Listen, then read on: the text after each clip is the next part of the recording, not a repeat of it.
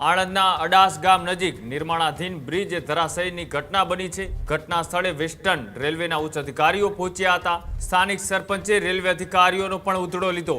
Safety वगर काम करावता contractor सामे पण रोष व्यक्त करियो। गति शक्ति जो डिपार्टमेंट है रेलवे का है उसके अंडर में ये सब चल रहा है। अब क्या है, मैं आकलन करूंगा तो ही डायरेक्ट मेरे अंडर में आता नहीं है। જ્યાં અત્યારે હાલમાં પુલ તૈયાર થઈ રહ્યો છે, તમે જો આ સરકારનો ભ્રષ્ટાચાર જુઓ કેટલો બધો। આ ભ્રષ્ટાચારના લીધે આજે આ તો સારું છે કે અહીંયા કોઈ મજૂરો હતા નહીં તો આજે કેટલાની જાનહાનિ થઈ હોત।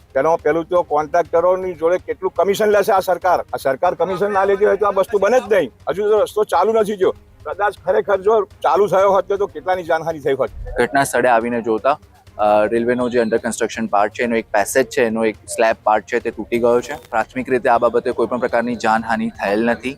રેલવેના એન્જિનિયર્સ પાસે સદર બાબતે વિગતવાર અહેવાલ મંગાવેલો છે।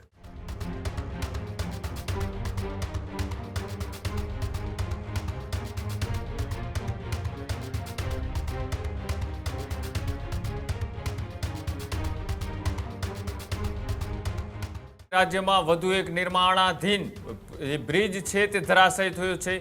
આણંદના અડાસ ગામ નજીક નિર્માણાધીન બ્રિજ ધરાશયની ઘટના બની છે। ઘટના સ્થળે વેસ્ટર્ન રેલવેના ઉચ્ચ અધિકારીઓ પહોંચ્યા હતા। સ્થાનિક સરપંચે રેલવે અધિકારીઓનો પણ ઉધડો લીધો। સેફટી વગર કામ કરાવતા કોન્ટ્રાક્ટર સામે પણ રોષ વ્યક્ત કર્યો। અકસ્માત સમયે શ્રમિકો સુરક્ષા સાધનો વગર કામ કરતા હતા અને ઘટના બાદ વિસ્તારમાં ભારે દોડધામ મચી ગઈ। આણંદ વહીવટી તંત્રએ તાત્કાલિક ઘટના સ્થળે દોડી આવ્યું હતું। પોલીસ તંત્ર પણ ઘટના સ્થળે પહોંચી અને તપાસમાં જોડાયું હતું।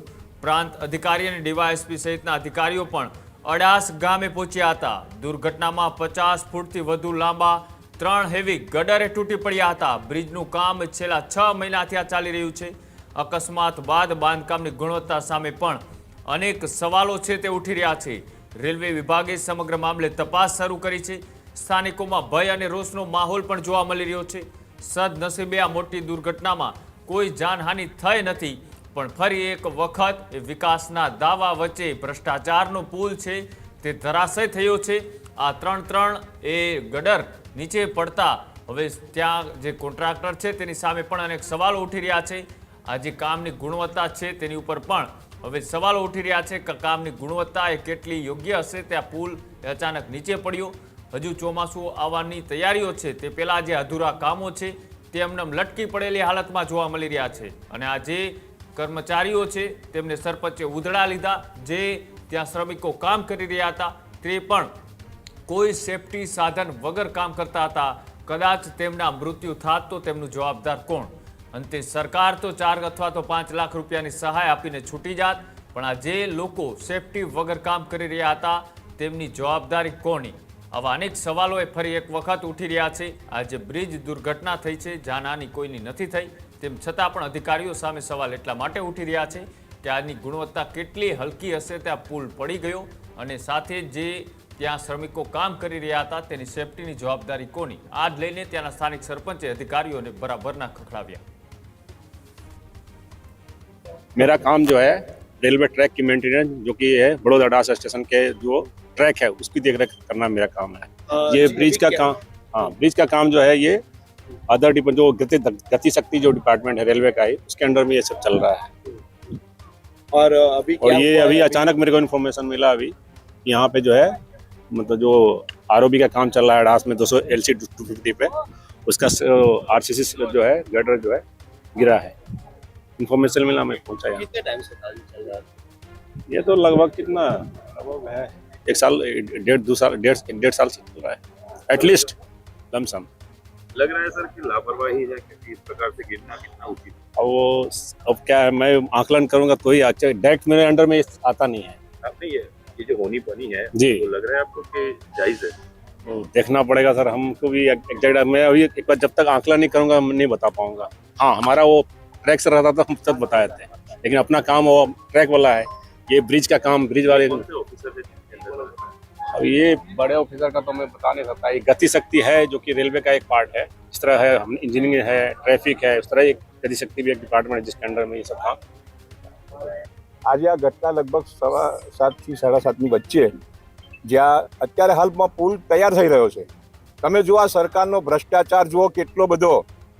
અને આ તો સેન્ટ્રલનો કામ ચાલી રહ્યું છે રેલવે વિભાગનું. તમે આ ભ્રષ્ટાચાર જુઓ, આ ભાજપની સરકાર આ ભ્રષ્ટાચારના લીધે આજે આ તો સારું છે કે અહીંયા કોઈ મજૂરો હતા નહીં તો આજે કેટલાની જાનહાનિ થઈ હોત.